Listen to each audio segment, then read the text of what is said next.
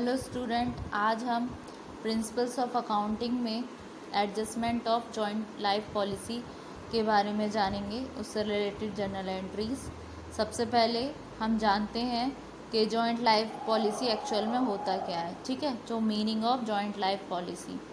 Joint life policy का मतलब क्या है? Life insurance policy which is taken by partnership firm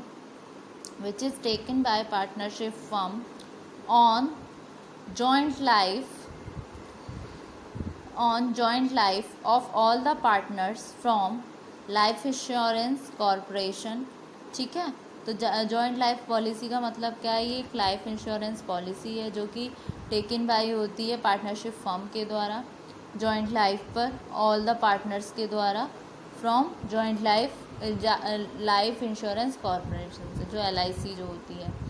तो जो सम होता है insured on such policy is paid by the life insurance corporation. ठीक है, on the expiry of period of policy और ऑफ टर्म या फिर किसी की डेथ हो जाती है पार्टनर की, विच एवर इज़ अर्लियर। अगर ये जो सम होता है जो इंश्योर्ड हो रहा है सच पॉलिसी पे, ये पेड बाई होता है लाइफ इंश्योरेंस कॉरपोरेशन के द्वारा, मतलब LIC के द्वारा। जब एक्सपायरी हो जाती है पीरियड ऑफ पॉलिसी की या फिर डेथ हो जाती है किसी पार्टनर की, जो भी मतलब चीज़ें पहले हो, विच एवर इज़ अर्लियर। ठीक है, तो इससे रिलेटेड अकाउंटिंग ट्रीटमेंट है जिसमें आपका 3 केसेस हैं। तो फर्स्ट केस आता है इसमें, when premium paid is treated as trading expenses और revenue expenditure. What partnership firm treat premium paid on JLP यानी कि joint life policy as expenses, जैसे कि हो गई आपकी सैलरीज, रेंट, इलेक्ट्रिसिटी चार्जेस, जो रिकॉर्डेड होते हैं डेबिट साइड में P&L अकाउंट के, और इस पर कोई भी जॉइंट लाइफ पॉलिसी अपीयर नहीं होगी बैलेंस शीट में। ठीक है, तो at the time of retirement of any partnership firm inquiry करती है अबाउट द सरेंडर वैल्यू के बारे में जॉइंट लाइफ पॉलिसी की लाइफ LIC से।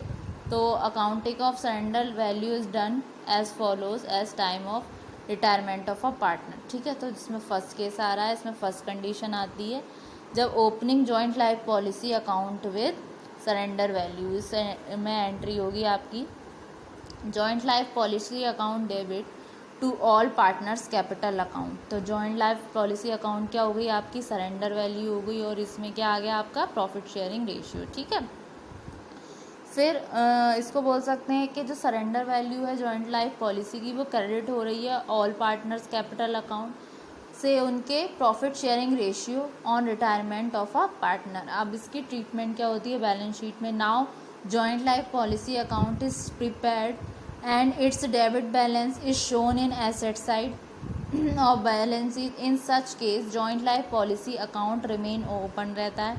फिर कंडीशन आती है when amount of surrender value is not received from life insurance corporation and joint life policy is closed। इस कंडीशन में एंट्री बनती है opening joint life policy account with surrender value। ठीक है, तो joint life policy account debit to all partners account, ये क्या हो गई आपकी? सरेंडर वैल्यू हो गई, ये हो गई आपकी प्रॉफिट शेयरिंग रेशियो। अब सेकंड कंडीशन बनती है closing of joint life policy account by remaining partner. ठीक है, तो इसकी एंट्री बनेगी आपकी remaining partners capital account debit, ये क्या हुई आपका? न्यू रेशियो हो गया to joint life policy account यानी कि आपकी सरेंडर वैल्यू। ठीक है स्टूडेंट, अब आते हैं हम इसमें कंडीशन आती है आपकी ट्रीटमेंट क्या होती है इसमें बैलेंस शीट में। तो एवब कंडीशन में जॉइंट लाइफ पॉलिसी अकाउंट जो है क्लोज्ड हो रहा है ऑटोमेटिकली, तो therefore it is not shown in balance sheet. ठीक है, फिर आपकी एक कंडीशन आती है C।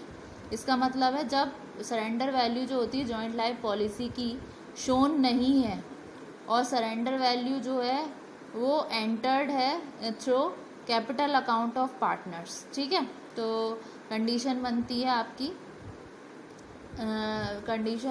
इसमें आपकी on entering surrender value of joint life policy through partners capital accounts. ठीक है, तो इसका एंट्री बनेगी gaining partners capital account debit ठीक है, तो ये क्या हो रहा है इन गेनिंग रेशियो में to retiring partners capital account, यानी कि with his share in surrender value. तो क्या बनेगा इसका narration, being retiring partner share in surrender value payable by gaining partners in their gaining ratio. अब केस बनता है सेकंड, जो कि है आपका when premium paid is treated as capital expenditure, जो कि हो गया आपका एसेट।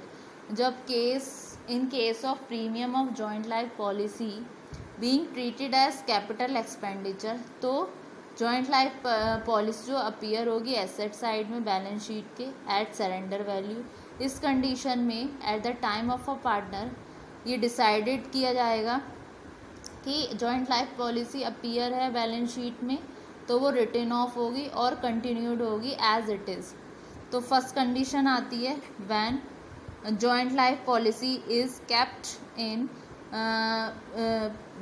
इन बैलेंस शीट। तो इस कंडीशन में क्या होगा, इन सच केस कोई एंट्री मेड नहीं होगी adjustment of joint life policy के रिगार्डिंग, क्योंकि जो अमाउंट है सरेंडर वैल्यू है जॉइंट लाइफ पॉलिसी की वो ऑलरेडी क्रेडिट है आपकी कैपिटल अकाउंट में ऑल पार्टनर्स के द्वारा। ठीक है, अब सेकंड कंडीशन आती है when joint life policy is not to be kept in balance sheet. तो इस कंडीशन में एंट्री बनेगी आपकी remaining partners capital account debit, remaining partner का मतलब न्यू रेशियो में, फिर टू जॉइंट लाइफ पॉलिसी यानी कि जो गिवन है आपकी बैलेंस शीट में वो। ठीक है, तो being existing joint life policy in balance sheet written off by remaining partners in their new profit sharing ratio.